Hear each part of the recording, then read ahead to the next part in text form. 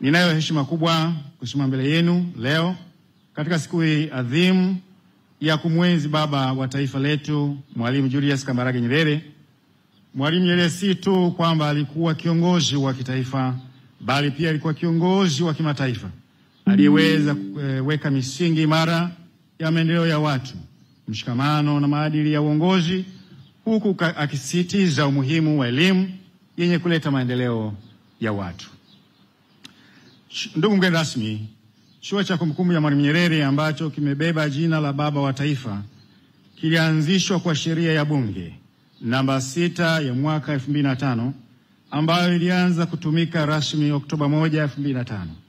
Chimbuko la Chuo cha Kumbukumbu ya Mwalimu Nyerere ni chuo cha Kivukoni ambacho kilianzishwa tarehe 29 Julai 1961. Uamuzi wa kuanzisha chuo hiki ulikuwa ni uamuzi wa mkutano mkuu wa chama cha tano wa Tabora wa mwaka 1958. Mkutano huo uliazimia kuanzisha chuo ambacho kitaandaa viongozi mbalimbali baada ya nchi ya Tanganyika kupata uhuru. Hivyo lengo kuu la kuanzisha chuo hiki lilikuwa ni kuandaa viongozi bora wa umma watakaoendesha nchi kwa weledi na uzalendo mkubwa. Aidha, chuo hiki kilianzishwa na hayati baba wa taifa Mwalimu Nyerere kikijulikana kama chuo cha Kivukoni. Haja ya kitaifa ya upanuzi wa elimu ya juu ilipelekea chuo cha Kivukoni kugeuzwa kuwa taasisi ya elimu ya juu mwaka 2005 na kupelekea kuanzishwa kwa Chuo cha Kumbukumbu ya Mwalimu Nyerere. Hadi sasa chuo kimekuwa na kuwa na kampasi 3 ambazo ni kampasi ya Kivukoni iliyoko hapa Kivukoni, Dar es Salaam, kampasi ya Karume kule Zanzibar, Unguja, na kampasi ya Pemba iliyoko kule wilaya Chake Chake, Pemba.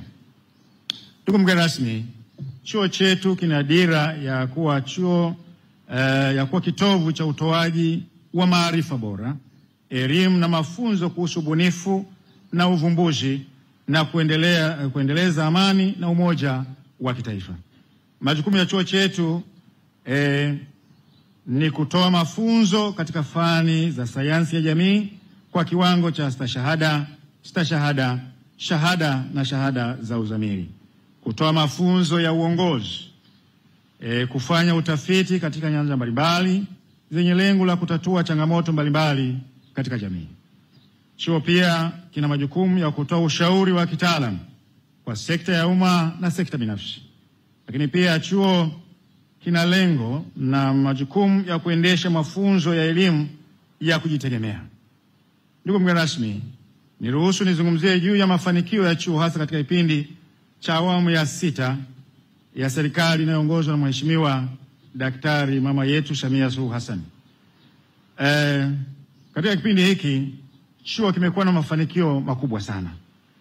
Katika kampasi yetu hapa Kivukoni, serikali imeboresha miundombinu mbalimbali ya kufundishia na kujifunzia ili kuongeza ubora wa mafunzo, ikiwa ni pamoja na kufunga vifaa mbalimbali vya kufundishia katika kumbi za mihadhara. Kwa sasa katika kampasi ya Kivukoni kuna kumbi za mihadhara zenye uwezo wa kukalisha wanafunzi 2770 kwa wakati mmoja, madarasa 13 yenye uwezo wa kukalisha wanafunzi 4288 kwa wakati mmoja, maabara za kompyuta 3 zenye uwezo wa kuchukua wanafunzi 110 kwa wakati mmoja, na kituo tamizi chenye uwezo wa kuchukua wanafunzi 30 kwa wakati mmoja. Aidha, kuna jengo la utawala ambalo lina ofisi mbalimbali za watumishi ikiwemo management ya chuo. Pia yapo majengo ya vitivo na idara mbalimbali. Aidha, chuo kina mabweni yenye uwezo wa kulaza wanafunzi 1210 kwa wakati mmoja. Ndugu mgeni rasmi, mbali na hayo,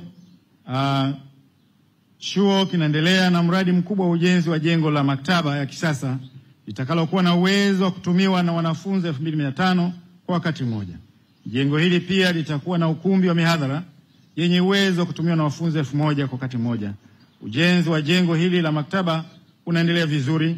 Tayari fedha zaidi ya bilioni 5.6 zimetumika katika mradi huu ambao unategemewa kugharimu shilingi bilioni 16 hadi kukamilika. Ndugu mgeni rasmi, niseme juu ya maktaba hii.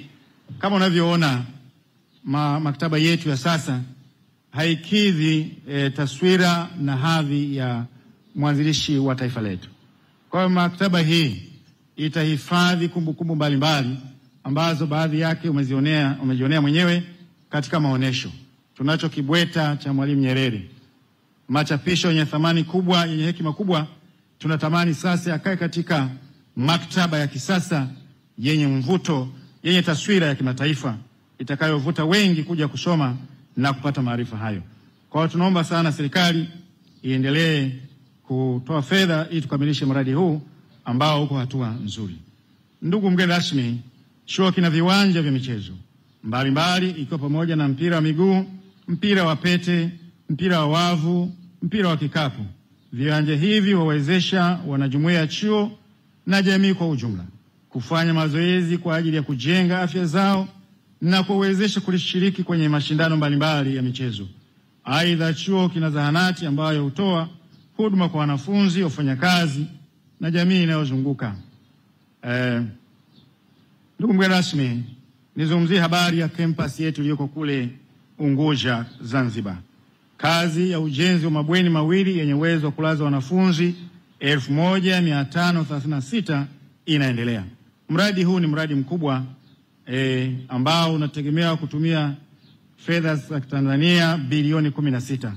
Fedha ambazo zimeshatolewa hadi sasa ni shilingi bilioni 5.8. Aidha, mwezi Machi chuo pia kiliongezewa bajeti na serikali. Tumeongezewa shilingi bilioni 5 kwa mwaka huu ili tuendelee kukamilisha na kuendelea na ujenzi wa mabweni hayo. Mabweni hayo ni ya kisasa. Kuna bweni moja la jinsia ya kike, nyingine ya jinsia ya kiume. Tunashukuru kwamba yakikamilika yataongeza usajili katika kampasi yetu ya Pemba ya Unguja kule Zanzibar. Katika kampasi yetu ya Pemba, ndugu mgeni rasmi, kampasi hii ni mpya, imeanzishwa mwaka 2021. Lakini ni kampasi ambayo ni ya mvuto. Lengo la chuo chetu ni kuwafikia watoto wa Kitanzania pasipo kujali wanaikaa wapi. Tumepeleka campus kule Pemba, tayari madarasa 10 yameshakamilika, ujenzi wa ofisi ya kisasa imekamilika, na sasa tunaendelea na ujenzi wa ukumbi mkubwa wa mihadhara na mikutano utakaotumika kwa ajili ya kujifunzia na mikutano mbalimbali.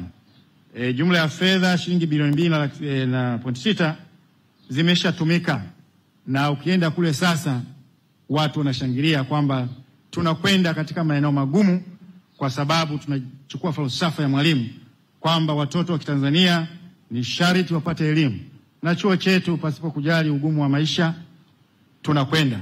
Tunawatia moyo walimu wetu na watumishi walioko huko. Mazingira ni magumu, lakini lengo moja, sharti watoto wa Kitanzania wapate elimu, na sisi tunawafuata huko waliko. Ndugu mgeni rasmi, nizungumzie maendeleo katika mitaala ya kujifunzia. Kazi yetu ni kufundisha, na hivyo nizungumzie habari ya programu za mafunzo. Kumekuwa na ongezeko la idadi ya programu za mafunzo zinazotolewa hapa chuoni. Ndani ya kipindi cha miaka 10 tulikuwa na programu 6 mwaka 2014. Hadi leo tunavyozungumza tuna programu 53 mwaka huu wa 2025. Hili ni ongezeko kubwa sana. Sasa tunafundisha cheti, tuna diploma, tuna degree na tuna masters. Mpango wetu sasa ni kuanzisha programu za PhD. Tunakwenda kwa uhakika, na lengo letu ni kwamba vijana wetu wapate elimu ya sayansi ya jamii, hasa maadili, uongozi na uzalendo. Ndugu mgeni rasmi, nizungumzie miradi ya kuendeleza walimu. Tuna mradi wa fedha kwa ajili ya utafiti. Mwaka 2021 tuliweka milioni 80, na kila mwaka tumekuwa tukiongeza. Fedha hizi zinatolewa kwa wahadhiri wetu, wanaandika miradi, inapitiwa katika ushindani, na wanaoshinda wanapewa fedha wakafanya utafiti kwa ajili ya maendeleo ya watu. Na mwaka huu pia tumeweka shilingi milioni 100, na tutaendelea kuongeza kila mwaka kwa kadri bajeti inavyofanikiwa ili tuweze kufanya utafiti kwa fedha zetu. Tunajitahidi sasa kuhamasisha utumiaji wa fedha zetu ili tuweze kutatua matatizo yetu badala ya kutegemea fedha za wageni kufanya tafiti kwa ajili ya mahitaji yetu.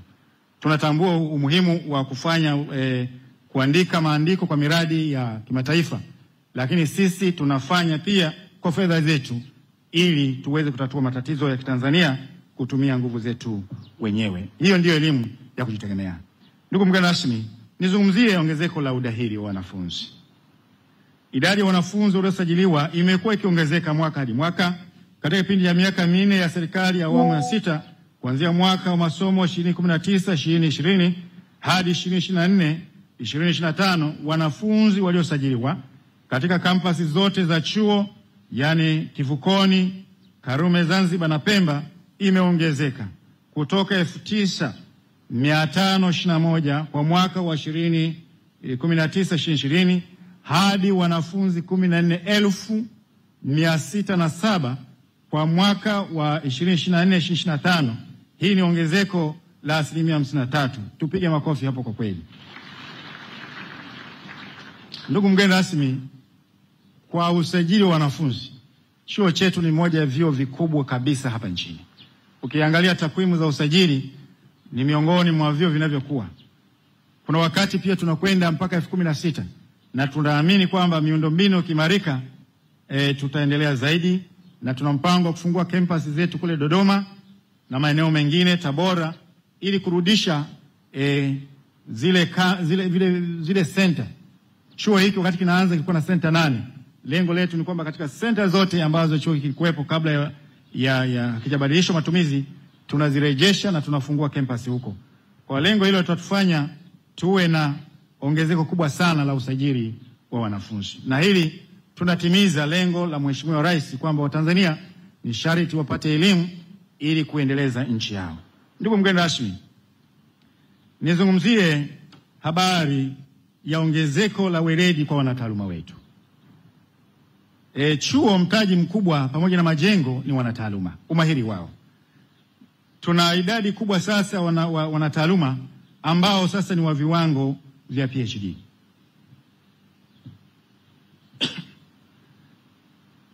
Tulikuwa na PhD 37 mwaka wa 2020